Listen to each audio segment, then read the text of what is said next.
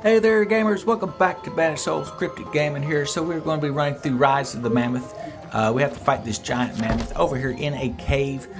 And I'm going to show you how to do that using this build that I use. I use a heal staff and a flail, and it seems to just dominate these world bosses. Okay, so typically when I enter a level, I want to make sure that, see what you can jump up on. If there's any walls you can get to, my guess is there's probably not, but we're going to try a few. And nope, it's not going to let us up there. Nope.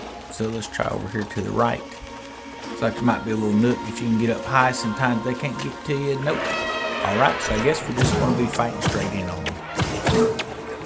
So typically when I first start off with the boss, I try to keep my distance.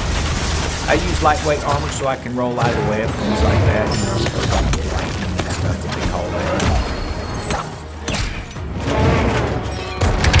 Then switch back over to our heal staff because it keeps the heal pretty handy. I use that 7 heal, or you can heal on yourself. You can tell when you're being targeted because you'll see that little crosshair pop up above your head. It's fixing to charge, and so you can bring in the lightning. One thing you can do is just get in close. What I've noticed with a lot of these bosses is as soon as they target far off, just get in close and they down pretty good.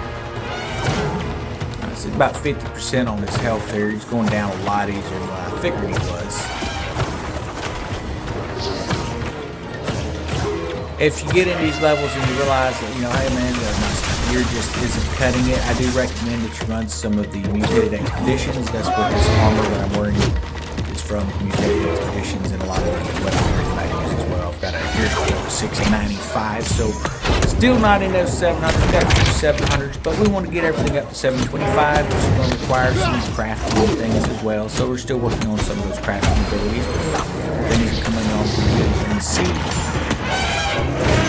And then you want to make sure that you can get these chests. This should open up the ability to open up the in-game boss chest, which means we'll need to back up into like the Minotaur's maze and things like that to go open up some of these chests. So of course your portal where you can leave, but let's see, yeah, there's a chest over here. So okay, so it's not letting me get it yet, so we've got to find, it looks like there's an altar over here to the right. Yeah, let's go to this altar here.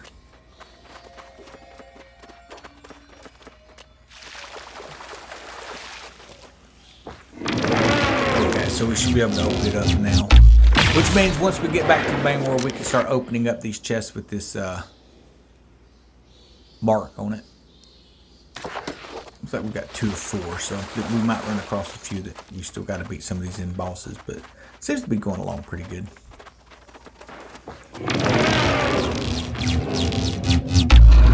That'll give us some elite gear. Now, like I said, most of the gear that I'm picking up in this stuff, I'm actually just breaking it down.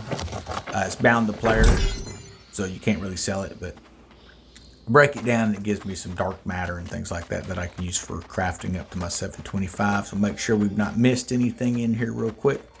And remember, you can run through these soul trials again. At any time when you go into your adventures, you can go in, you can run, I think it's 3 per day, and you can end up getting good gear in there. So if you find a soul trial you really like, this is the way to do it. We'll catch you later.